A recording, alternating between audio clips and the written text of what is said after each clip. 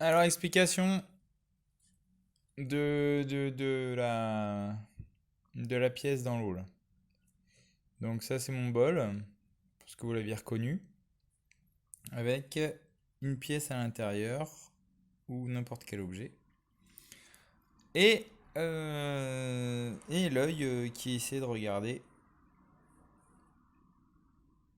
la pièce.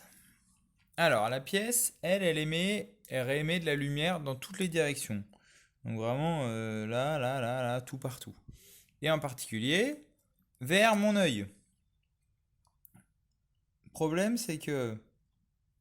et je vais tricher un peu, je vais augmenter la taille de mon bol.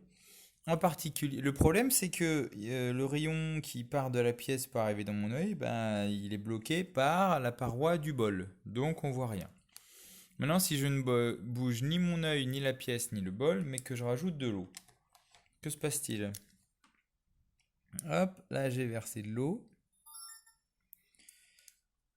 Et ben, je vous ai dit, la pièce, elle envoie des rayons dans toutes les directions. En particulier, il y en a un qui part par là. Et là, ce rayon, qu'est-ce qui lui arrive? Il arrive à l'interface entre de l'eau et de l'air.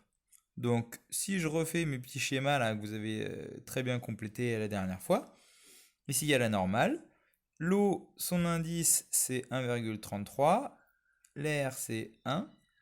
Donc, je passe d'un milieu, d'indice de réfraction plus grand. Donc, je vais m'éloigner de la normale. C'est normal. Donc, c'est-à-dire qu'il va partir hop dans cette direction.